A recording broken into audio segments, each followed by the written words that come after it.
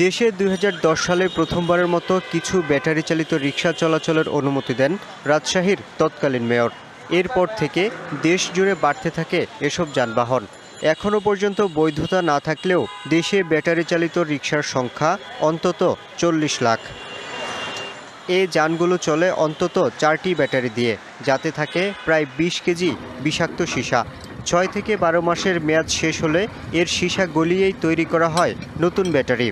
তবে নিয়ম না মানায় এই সীসার বিষ মিশছে বাতাসে, কিছুটা ফেলা হয় মাটি ও পানিতেও। ২০২০ সালে বিশ্বব্যাংকের এক প্রতিবেদন বলছে, দেশে অবৈধ ব্যাটারি রিসাইকেল কারখানার সংখ্যা ১১০০-র বেশি। এমন প্রায় ৩০০ কারখানার সন্ধান পেয়েছে বেসরকারি সংস্থা পিওর আর্থ। এসব কারখানার আশপাশের মাটিতে সীসার মাত্রা প্রায় ৯১,০০০ ppm, যা স্বাভাবিকের চেয়ে প্রায় ৫০০ গুণ বেশি। কতগুলো ভেহিকল এবং কতগুলো ব্যাটারি প্রয়োজন হচ্ছে, এবং প্রত্যেক ৮ থেকে ১০ মাস পর যদি এটাকে রিসাইকেল হয়, সেই সমপরিমাণ ব্যাটারিগুলোই আবার কিন্তু রিসাইকেল হচ্ছে। Crore crore battery. Toxic site identification program, তো সেই প্রোগ্রামের আন্ডারে আমরা দেখতে পাই যে বাংলাদেশে প্রায় ৩০০-র অধিক এরকম টক্সিক সাইট আছে। গেল নভেম্বরে নারায়ণগঞ্জের বন্দর এলাকায় ডংজি লঙ্গার ভিটি কারখানা সীসা দূষণের কারণে বন্ধ করে দেয় পরিবেশ অধিদপ্তর। আদালতের কাছে পরিবেশ বান্ধব প্রক্রিয়া মেনে চলার অঙ্গীকারের পর ফের চালু হয় এটি। তবে এটি আইন মানছে কিনা তা দেখতে চাইলে পড়তে হয় বাধার মুখে। ভিতরে কি কাজ হয় যে এরকম খোলা যাবে না? ভিতরে তো হচ্ছে ব্যাটারি যা কার্যক্রম তো। কারখানাটির কারণে স্বাস্থ্য ঝুঁকিতে স্থানীয়রা। এত তিক্ত ধোঁয়াটা যে শ্বাসকষ্টের প্রবলেম হয়, অনেকের মাথা ঘোরানো হয়, তা বাচ্চাদের হচ্ছে বুদ্ধির সমস্যাটা হচ্ছে, মানসিক অনেক ধরনের সমস্যা হচ্ছে। এই নাতিকেও অনেক শ্বাসকষ্ট হয়ে যায়, দম হালাইতে পারে না, খাওয়া দাওয়া খাইতে পারে না। এই ধোঁয়াটা যদি ৬ মাস কিংবা ১ বছর এট এ টাইম এক জায়গা দিয়ে চলে যায়, ওই গ্রাম তামা লিখিত নিবেদন জানাচ্ছি যে যাতে এটা না থাকে। নরসিংদীর পলাশেও একই কায়দায় একটি অবৈধ কারখানা চলছে ২০১৯ সাল থেকে। এসব কারখানা বন্ধ করে দেওয়ার পরও আশপাশের বাসিন্দাদের শরীরে উচ্চমাত্রার সীসার উপস্থিতি মিলছে আইসিডিডিআরবির গবেষণায়। মির্জাপুরে আমরা ২০২২-২৩ সালে কাজ করেছি, তো সেখানে আমরা দেখেছি যে একটা বাচ্চার রক্তে সীসার পরিমাণ হাইয়েস্ট হচ্ছে আপনার 49 microgram per decilitre. Centre for disease control CDC আটলান্টাতে তারা যে রেফারেন্স ভ্যালু সেট করেছে 3.5 মাইক্রোগ্রাম পার ডেসিলিটার। এবং ওই যে ইনফর্মাল রিসাইক্লিং সাইটটা, এখানে প্রায় ১ বছর ১.৫ বছর আগে কাজ বন্ধ হয়ে গেছে, তারপরেও তাদের রক্তের সীসার এই অবস্থা। ২০১৬ এবং ২০১৭ সালে আইসিডিডিআরবি সাভারের আশুলিয়াতে দুটো পরিত্যক্ত লেড অ্যাসিড ব্যাটারির কারখানা ছিল, সেখানে একটি গবেষণা কার্যক্রম পরিচালনা করে। গড়ে শিশুদের শরীরে 22.4 মাইক্রোগ্রাম পার ডেসিলিটার সীসা পাওয়া গেল। নিয়ম অনুযায়ী এসব কারখানায় ইটিপি থাকা বাধ্যতামূলক। কারখানা থেকে নির্গত ধোঁয়ার মান নিয়ন্ত্রণ ও কর্মীদের সুরক্ষা নিশ্চিত করাও বাধ্যতামূলক। সমাধান কিন্তু অত কঠিন না, কারণ এটা একটা ব্যবসা। যারা করছে তারা পরিবেশগতভাবে করছে না, কিংবা তারা স্বাস্থ্যগত বিবেচনা নিয়েও করছে না। সরকারকে এটা খুব দ্রুত, আমি মনে করি এটা একটা বড় সমস্যায় পরিণত হওয়ার আগেই তাদের কিছু পদক্ষেপ নিতে হবে। এ বিষয়ে আরও কঠোর হওয়ার কথা বলছেন পরিবেশ উপদেষ্টা। এটা নিয়ে একটা আসলে কঠিন এবং স্পষ্ট আইনি কাঠামো করার কাজ শুরু করেছি। এটা করার পরে রিসাইক্লিং কেমন করে হবে, স্টক কেমন করে মেনটেন করা হবে, কে কতটা ব্যাটারি করার কথা বলে কতটা ব্যাটারি আসলে করছে, কতটা ব্যাটারি রিসাইক্লিং করছে, এটার একটা হিসাব নিয়ে এটাকে একটা ব্যবস্থাপনার আলোকে আনা হবে।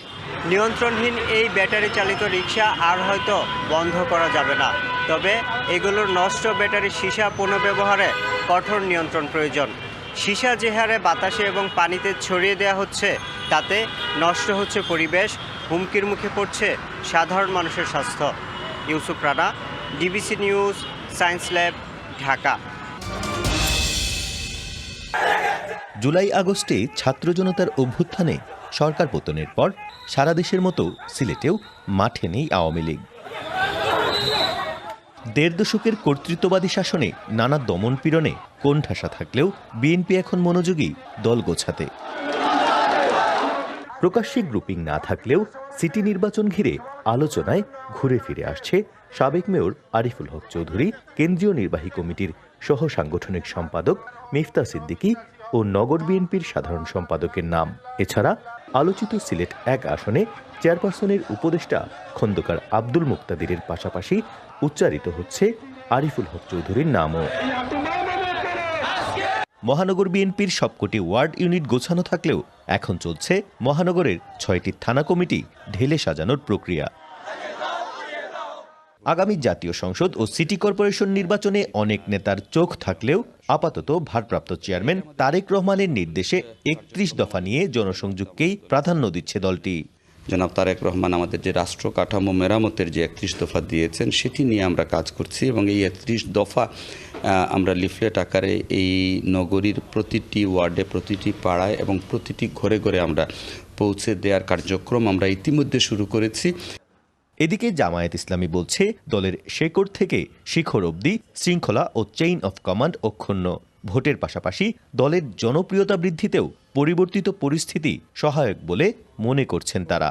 দল হিসাবে বাংলাদেশ জামাত ইসলামী অত্যন্ত সুশৃঙ্খল। সর্বাবস্থায় আমরা আমাদের গঠনতন্ত্র মেনেই আমাদের দল পরিচালনা করি। যেহেতু সংগঠন একটা সুশৃঙ্খল সংগঠন, একটা সার্কুলারই যথেষ্ট এনাফ। বর্তমান পরিস্থিতি পরিবেশের আলোকেই খাপ খেয়ে নিতে আমাদের খুব একটা সময় লাগে না। তবে বৈষম্য বিরোধী ছাত্র আন্দোলনের নেতারা বলছেন প্রচলিত রাজনৈতিক ধারার বাইরে বেরিয়ে নতুন বাংলাদেশ বিনির্মাণই তাদের লক্ষ্য। জনগণের এই চাওয়ার প্রেক্ষিতেই তাদের কাঙ্ক্ষিত বাংলাদেশ বিনির্মাণের জন্য সিলেট অঞ্চলে আমরা কাজ করে যাচ্ছি। তারুণ্য সমৃদ্ধ একটা বিকল্প বা হচ্ছে গিয়ে নতুন কিছু তাদের চাওয়ার প্রেক্ষিতেই হচ্ছে গিয়ে বৈষম্যবিরোধী ছাত্র আন্দোলন এবং নাগরিক কমিটির পক্ষ থেকে একটা রাজনৈতিক দল নিয়ে আসার একটা উদ্যোগ গ্রহণ করা হয়েছে। রাজনৈতিক দলগুলোর বর্তমান চালচিত্র খুব একটা আশাব্যঞ্জক না হলেও সম্প্রীতি ধরে রাখতে পারলে লক্ষ্য অর্জন সম্ভব বলে মত বিশ্লেষকদের। যদিও বলা হচ্ছে যে দেশে এখন ফ্রি গণতন্ত্র, তো এই গণতন্ত্র হলে অনেক সময় অনেক কথা আমরা বলতে পারতেছি না, বলা সম্ভব হচ্ছে না। তবে সিলেটে একটা সম্প্রীতি আছে সব দলের মধ্যে। এই সম্প্রীতিটা যদি আগামীতে ধরিয়ে রাখেন তাহলে মনে হয় ভালো হয়। এমনিতেই জুলাই আগস্ট গণ অভ্যুত্থানে ঝরে গেছে বহু প্রাণ, চিরজীবনের জন্য পঙ্গুত্ব বরণ করেছেন অনেকে।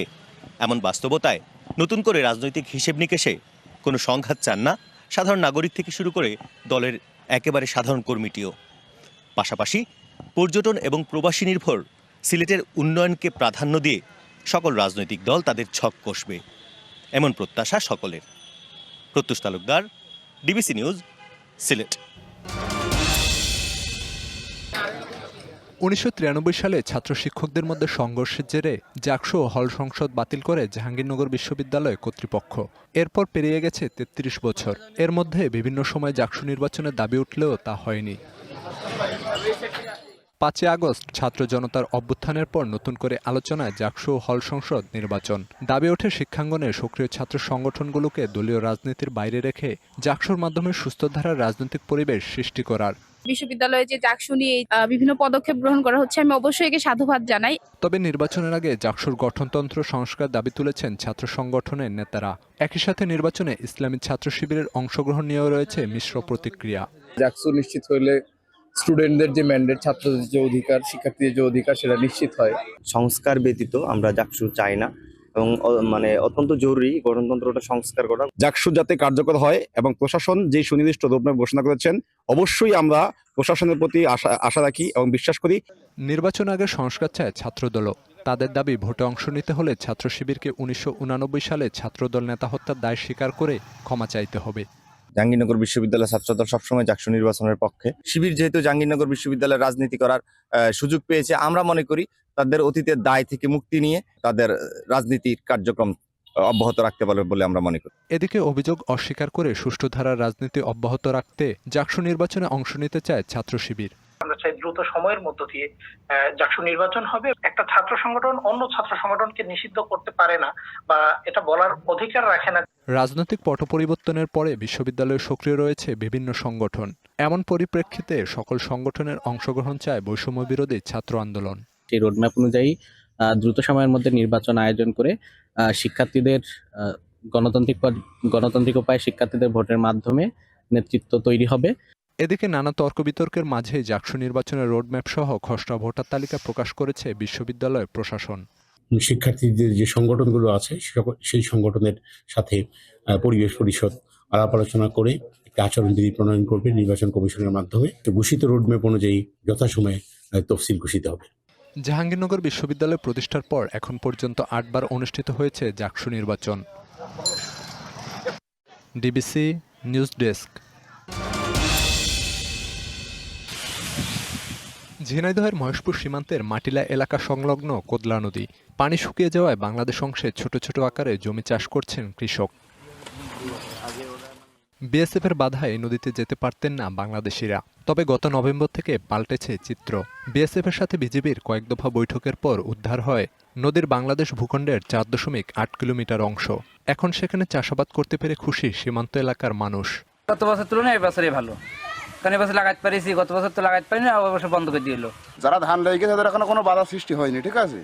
আর যদি কোনো ঝামেলা করতে আসে, ঠিক আছে, বিজিবির খবর দিয়েছে, বিজিবি গিয়ে সেটা সংশোধন করে দিয়েছে। নদীতে বাংলাদেশ অংশ কতটুকু তার সমীক্ষা করে নির্ধারণের দাবি স্থানীয়দের। আগে যেমন ঝামেলা করতো, ওই যে নদীর ধারে নেমে চলে আসতো, এখন আর সেটা করে না। বর্তমানে বিজিবি আপনার কড়া নিরাপত্তায় আছে। সম্প্রতি মাটিলা এলাকা পরিদর্শন করে বিজিবির কুষ্টিয়া সেক্টর কমান্ডার বলেন, সীমান্ত সুনির্দিষ্ট করতে দুই দেশের মধ্যে যৌথ সমীক্ষার আহ্বান জানিয়েছে ভারতীয় সীমান্তরক্ষী বাহিনী। সেই প্রেক্ষিতে কার্যকর ব্যবস্থা নেওয়া হচ্ছে। অতি সত্বর আমাদের সার্ভে অফ বাংলাদেশকে আমরা পত্র দিয়েছি। এই সার্ভেটা করলেই এক্স্যাক্ট কত দূর পর্যন্ত আমরা এ ব্যবহার জারি রাখতে পারবো, হয়তো আরো বাড়বে ইনশাল্লাহ। সীমান্তে বাড়ানো হয়েছে নিরাপত্তা। সব ধরনের অপরাধমূলক কর্মকাণ্ড বন্ধের সতর্ক অবস্থানে বিজিবি। তৎপরতা বৃদ্ধি পেয়েছে সবকিছু। বিএসএফও সতর্ক আছে তাদের সাথে যাতে লোক না ঢুকতে পারে। সরাসরি রুট যদি আপনি বলে থাকেন, এটা বন্ধ করা, সিল করা, যত ধরনের প্রচেষ্টা থাকা দরকার সবগুলি বিজিবির পক্ষ থেকে ইনশাল্লাহ নেওয়া হবে। ঝিনাইদহের মহেশপুর উপজেলার ভারতের সঙ্গে বাংলাদেশের সীমান্ত আছে প্রায় 70 কিলোমিটার। DBC news desk. কাজের পাশাপাশি লেখাপড়া করছে নাটোরের শ্রমজীবী শিশুরা। দুচোখ জুড়ে স্বপ্ন কেবল শিক্ষিত হয়ে নিজের পায়ে দাঁড়ানোর। স্থানীয় বয়স্ক শিশুদের স্কুল স্বপ্নকলি থেকে এবছরই 5ম শ্রেণী পাশ করবে অনেকে। জীবনের অঙ্ক মেলাতে গিয়ে এরই মধ্যে বয়স ছাড়িয়েছে 15 বছর। বয়সের বাধায় দেখা দিয়েছে 6ষ্ঠ শ্রেণীতে ভর্তিতে অনিশ্চয়তা। 15 বছর পর আর স্কুলে ভর্তি নেবে না, এই জন্য আমার আরও পড়ার ইচ্ছা আছে। 15 বছর পার হয়ে গেছে আমার, তো হাই স্কুলে ভর্তি নিতে চাচ্ছে না। সরকারি প্রজ্ঞাপনে 6ষ্ঠ শ্রেণীতে ভর্তিতে এবার সুযোগ পাচ্ছে 15 বছরের নিচের শিশুরা। কারিগরি বোর্ডে যা সর্বোচ্চ 13 বছর। আমরা খুব গরিব মানুষ, আমাদের ছাল পালের সময় মতন স্কুলে ভর্তি করাতে পারিনি। বিভিন্ন সময় বিভিন্ন কারণে লেখাপড়ার সুযোগ পায়নি, পরে এসে লেখাপড়া করছে। তাদের ভর্তির বিষয়ে বয়সের শিথিলতা নিয়ে আসা যায় কিনা। সরকার একটি নিয়ম করেছে যে মাধ্যমিক শিক্ষায় গ্রহণের ক্ষেত্রে তাদের বয়স 15 বছরের বেশি হতে পারবে না। সরকারের উচ্চ পর্যায়ে আলোচনা করে বিষয়টি তুলে ধরবেন বলে জানালেন জেলা শিক্ষা কর্মকর্তা। যারা শিক্ষার পাশাপাশি বিভিন্ন তাদের কার্যক্রম করে বা ঝরে পড়ার শিশু, তাদের বয়সের ক্ষেত্রে একটা সমস্যা হয়।